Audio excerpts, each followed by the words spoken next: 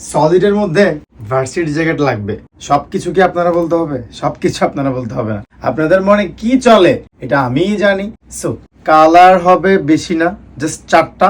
ব্ল্যাকের মধ্যে 2টা, অফ হোয়াইট একটা, অলিভের মধ্যে লাইট একটা। পাশাপাশি আমাদের ফর্মাল ব্যাগি প্যান্ট অলিভ কালারটা কিন্তু খুব নাইস একটা কম্বিনেশন হয়েছে।